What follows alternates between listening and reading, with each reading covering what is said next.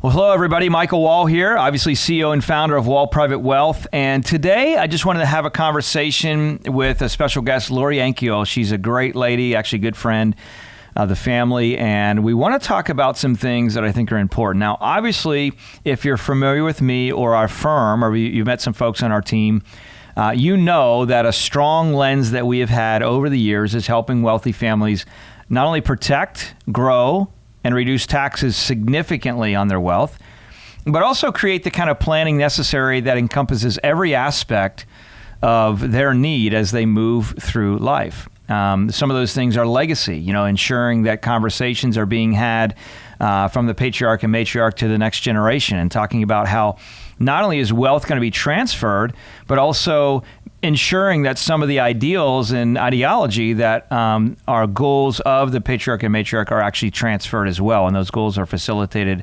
well, and the money is really stewarded well.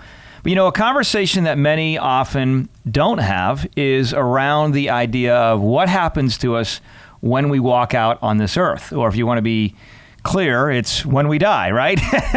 A lot of people, Lory, don't like to talk about that. And you've had some significant experience. And that's one of the reasons that I wanted to bring Lory on here to this, is to talk about, because at Wall Private Wealth, one of the things that we've wanted to do is let the families that we serve, and some of the prospective families that may be looking at us for the first time, to understand, obviously, we have a variety of different resources that we can bring to the table to ensure that we're covering all aspects of the need for the client and the families we're serving. So, Lory, first off, thanks for taking a few minutes and joining us here. Thanks for having me. Absolutely. And so, obviously, we've gotten to know each other through school, kids going to hanging out, doing things, and I've met your husband through golf and things before as well. And the school connection has really increased that. But this is something, as far as end of life, that has been important to you, and you've had some significant experience here. So would you mind just sharing with everybody a little bit of your story and why you decided to step into really being an ambassador for a great resource that can help families take care of not only some of this end-of-life need, but also a lot of the decisions in advance, which can help save time and money long-term. Talk about some of your story. Well, I guess I can back up a little bit. I've been a stay-at-home mom. I have 2 boys at home, and I've done some kind of, a few things from home, work from home, direct marketing. And I started to think, my kids are old now. I feel like they can stay home. I want to do something bigger. How can I help? I always feel like servicing is kind of my niche, my networking, that type of thing. And a good friend of mine, Jackie Green, works in the funeral industry. And she said, hey, we've been looking for somebody for outside sales. Would you be interested? I said, well, I know a lot of dead people. So this might be something to think about. And, she approached me because I had to reach out to her many times. We'd lost quite a few family members within a short period of time. And this was pretty recent, wasn't it? Yes. Just a few years ago, we lost 3 family members within 6 months. Wow. And 3 within 6 months. Within 6 months, it was my sister. And was this something that you were they had health conditions that you were kind of preparing for, or no? Just happened? Well, I'd have to tell you the story on that. Yeah. So my sister passed away in her sleep. Wow. So my sister and brother were much older than me. So she passed away in her sleep, and that was in September. Mm-hmm. And then my brother passed away from cirrhosis of the liver. He was in the hospital for 3 or 4 months. So we kind of knew that one was coming. And then my mother had dementia. And so she was in assisted living, and she passed away from the results of that. And so my brother and my mother were a month apart. Wow. My sister was, a few months prior to that, and throwing my dog of 12 years in the middle. So, that was a tough 6 months for us to go through. Yes.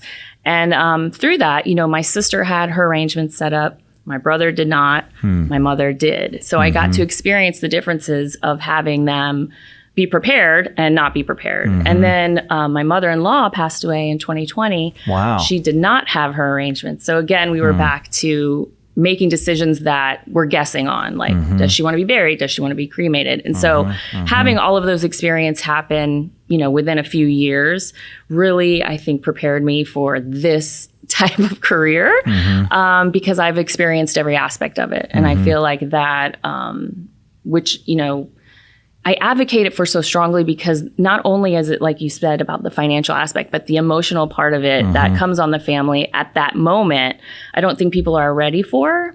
And well, I don't think they want to think about it. right. But unfortunately, I love that old quote. It says, the only thing in life that's guaranteed are death and taxes. Absolutely. So it's absolutely going to happen. And so can you do me a favor? Talk to us a little bit about what it looked like for you, the prepared versus the unprepared, how that felt, the weight that you experienced. Because again, this is something that a lot of people are just like, I'll take care of that later. Always. I'll do it when I get around to it, kind of thing. And you never get around to it because you never want to think about it. Nobody does. And a lot of people are superstitious, Right. or a lot of people are think they're bringing death on if they talk about it or plan about it. And when someone dies, there's over 70 questions that need to be answered. And now, if you've pre-planned, you have wiped out more than half of those questions. Are you going to be buried? Are you going to be cremated? Are you going to be in a mausoleum? Are you going to be buried under the ground? Are you going to be cremated? Are you going to go to family? Are you going to be scattered? Like, there's still so many questions. And being prepared takes so much of that off your loved one's plates. Yeah. They want the time to grieve, thinking about all these things, and then guessing if you haven't had the conversation just puts so much more strain on the grieving. Yeah. Not to mention now, if you add in family members and siblings that don't agree. Yeah. And then now that's creating so much more turmoil within the family as they're grieving. Yeah. It can be really a lot. You got contrasts between siblings. Oh, no, I think she wanted this, or no, I think she Right. wanted that, and you're in a place where you, like you said, you're sitting down, you have this grieving moment, and you're forced to be part of a pretty significant logistical test. Yes. That isn't just you answering, it's you and your brother and sister and whoever else is involved giving their opinion, and you're trying to make it really what it is. In our firm at Wall Private Wealth, and you'll know this if you've seen some of the things, we really position in a lot of ways that we are the CFO for the family. So the family operates as the CFO. And it doesn't matter if we want to incorporate in our trademark planning, private equity, direct real estate, on-market investments, off-market investments, venture capital. We bring it all together under one roof and quality things. But we talk about that CEO conversation. And I say that because I think with this, Lory, it's really the idea of people looking at their lives as though they're the CEO of their life. And someone is going to have to make those decisions. It's not like those decisions won't be made. They will be made. So I want you to understand this. Those logistical decisions at the end of life will be made. It just is whether or not you make them and take the pressure off of your children.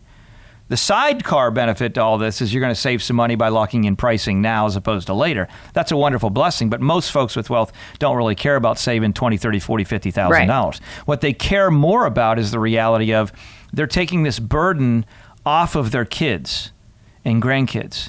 And so you were in a place where you had to logistically make a lot of these decisions for those that were unplanned. And then talk about the process of the family members that you had lost that did have planning. What did that look like in comparison? For instance, my mother, she had a family estate in Kentucky. So all I had to do was get her body up there, buy a coffin, and everything was taken care of by my grandfather. That was amazing. Yeah. To not have to think about anything else. It was very easily got her up there. It was completely planned out. Super easy. The same with my sister. Her husband had passed away prior. They purchased a mausoleum, family crypt as well. She passed away, went right into the family crypt, no problem. My brother, my mother-in-law, no plans. So now we're having to decide, do we cremate? Do we bury? What do you think they would want? Where do you think they want to have their final resting place? Because a lot of people think cremation and they're like, oh, just throw me in the ocean. But okay, well, do you want to have a wake or a viewing? Yeah. Do you want that to be before you're cremated? There's still a lot of things that go along with cremation. Yeah. But it's just funny because you think about through our lives, we are planning weddings. We're planning, we're insuring our cars in case of an accident. Yeah. We're insuring our homes in case of a flood. Why would you not plan and insure for something that you know is going to happen? Yeah. Like, you are absolutely going to die. And I think a lot of people pretend it's not going to happen, or they live like, oh, that's going to be when I'm 100. And, but we all know, unfortunately, that could happen any day. And so it's a no-brainer for me to say, like, if you're planning and insuring for things that might happen, why Right. would you not plan for something you know is going to happen? It's inevitable. Yeah. And when you take a look at it, I mean, those are good thoughts. And when you take a look at these things, it's just getting your house in order in a lot of ways. It's saying, okay, now I don't have to think about this anymore. Just like when we talk with families about long-term care, right? Long-term care insurance as an additive. So you got the core piece of what we're doing, which is real planning with the wealth and tax planning and all of that, right? And then you got the other things like maybe trust planning and trust work that's brought in, and then you bring in things like long-term care because that's a risk. But then something like this, end of life, is really just getting logistically your house in order. Now you've checked that box. You don't have to worry about it anymore.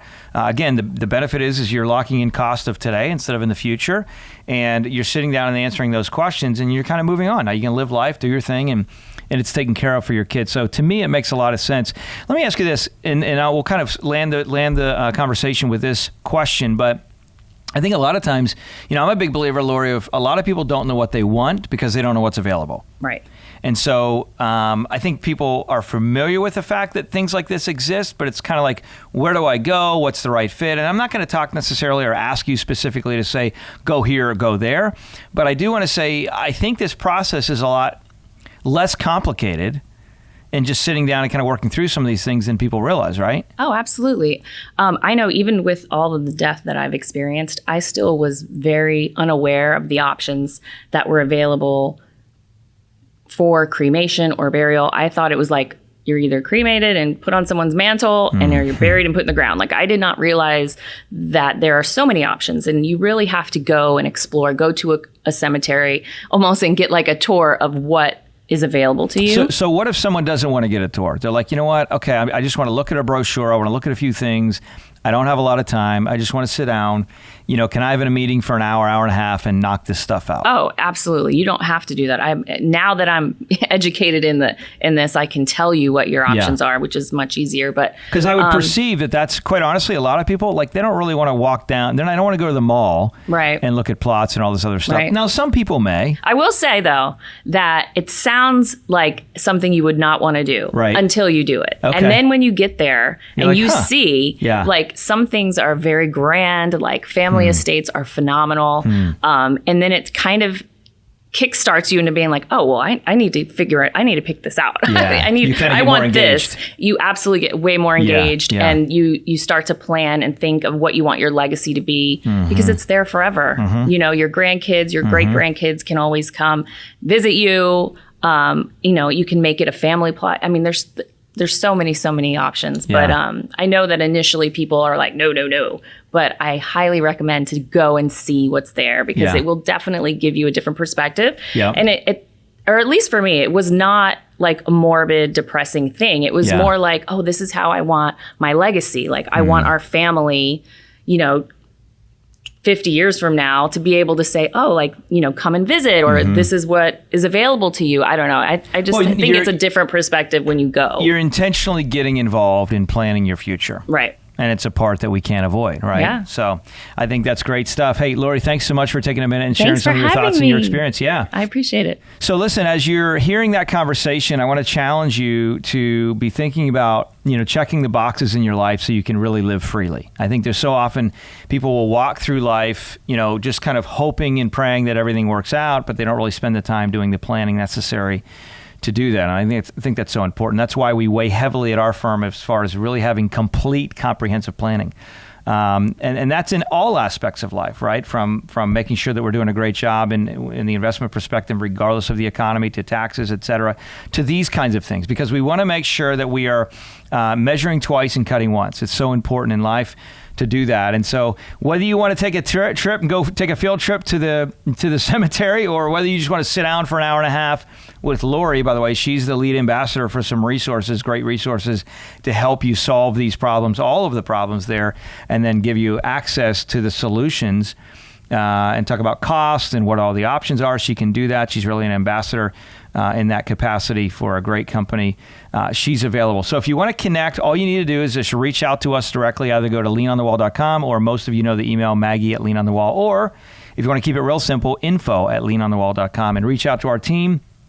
If you're a client of the firm, you got questions about this, obviously connect with us if you are not a client of the firm and you maybe have an idea where you want to be in a more comprehensive place financially, tax, and take care of all of your items of life, we'd love to have that conversation and see if it's the right fit. So be blessed. Have a great one. Thanks for dialing in. Talk to you soon.